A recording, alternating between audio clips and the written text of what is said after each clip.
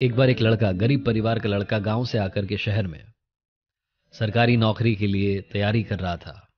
कुछ परीक्षाएं दे चुका था, कुछ परीक्षाएं बाकी थी। एक दिन खुशी की बात हुई, उसके पास में एक इंटरव्यू के लिए कॉल आया। अगली सुबह उसे जाना था, दूसरे शहर में जाना था, लेकिन समस्या ये थी कि इस लड़के के पास में पैसे नहीं थे। इसने अपने घर में ढूंढा तो इसको मुश्किल से 50 रुपए मिले। गरीब परिवार का लड़का, पढ़ाई का खर्चा, शहर का खर्चा, समझ नहीं पा रहा था क्या करें। दोस्तों से उधार भी ले रखी थी पहले से, उन्हें भी लौटाया नहीं, उनसे और मांगेंगे तो शर्म आएगी। अगली सुबह हिम्मत करके एक जोड़ी कपड़े जो थे अच्छे वाले उन्हें पहन करके अपने कागजात लेकर के बस स्टैंड की तरफ चल दिया। सोचा कुछ ना कुछ तो कर लूंगा। ऊपर वाले को धन्यवाद दे रहा था, पूछ भी रहा था कि क्या कर दिया मेरे साथ। लड़के को लग रहा था कोई ना कोई जान पहचान का मिल जाएगा, आज लिफ्ट मिल जाएगी, पहुंच जाएंगे, इंटरव्यू देकर के आ जाएंगे। पहुंचा बस स्टैंड पर, वहां इसे कोई जान पहचान का नहीं दिखा। बस में चढ़ने के लिए तो किराया चाहिए होता है। लड़का उदास, परेशान, निराश वापस बस स्टैंड से बाहर आया। आकर के देखता है पास में एक बड़ा सा मंदिर था। सोचा ऊपर वाले से जाकर के ही मांग लेता हूं, क्या चाहिए आपको, मुझसे क्या चाहिए।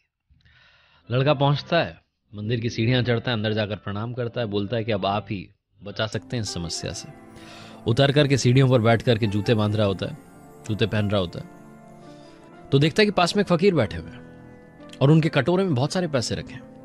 फिर से मंदिर की तरफ मुड़ता है और कहता है, वाह कमाल, देखो जिसको चाहिए उसको दे नहीं रहे हो, जिसको नहीं चाहिए उसको बहुत सारे दे रखे हैं पैसे। फकीर ये सब समझ जाता है, पूछता है क्या हो गया, कोई परेशानी में हो, मदद कर सकता हूं तुम्हारी। तो लड़का कहता है, बाबा आप क्या मदद करोगे, आप तो खुद मांग करके कमा रहे हो। तो फकीर कहता है, नहीं, मांग करके नहीं कमा रहा हूं। इस मंदिर में जो आता है वो इसलिए नहीं देकर के जा रहा है कि मैं मांग रहा हूं, वो इसलिए देकर के जा रहा है कि उसे पुण्य कमाना है। मैं तुम्हारी मदद कर सकता हूं, बात क्या है। लड़का बताता है कि इंटरव्यू देने के लिए जाना है, 500 रुपए लगभग चाहिए, कम से कम चाहिए। तो फकीर कहता है, मुझसे पैसे ले जाओ, मुझे ज्यादा जरूरत नहीं है, ना मोह है। मैं तो एक टाइम का खाना खाता हूं, बीमार हूं इसलिए कुछ दवाइयां चाहिए होती हैं, बाकी पैसा खुद जाकर के शाम में मंदिर की दान पेटी में डाल देता हूं। लड़का विश्वास कर लेता है फकीर की बात का, पैसे ले लेता है, बोलता है बाबा जब मेरे पास आ जाएंगे लौटाने के लिए जरूर आऊंगा। फकीर बोलता है कोई बात नहीं, यहीं बैठा हूं, कहीं और मेरा ठिकाना नहीं है। लड़का जाता है, इंटरव्यू देता है, लकीली उसका सिलेक्शन हो जाता है।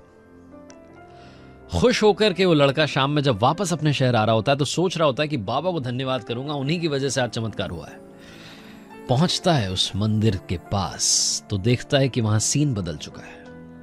वहां भीड़ जमा थी, लोग ही लोग इकट्ठे। उनसे पूछता है क्या हो गया, तो एक बंदा कहता है एक फकीर की मौत हो गई। भीड़ को छांट करके आगे पहुंचता है तो वही बाबा जिन्होंने मदद की थी वो मरे हुए पड़े थे। एक व्यक्ति कहता है आज इन्होंने दवाई नहीं ली, शायद पैसे नहीं रहे होंगे इसलिए चले गए।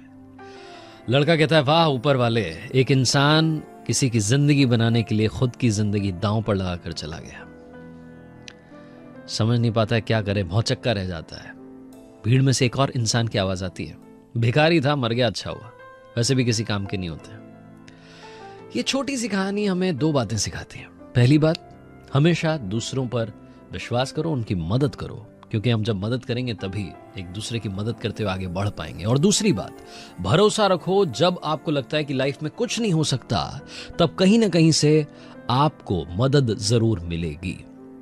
ऊपर वाला आपको भी नहीं मालूम आपको कब किसी का ऊपर वाला बनाकर कहीं भेज दे, इसलिए मदद करो और इस बात पर यकीन रखो कि आपकी जिंदगी में भी कोई ना कोई ऊपर वाला जरूर आएगा।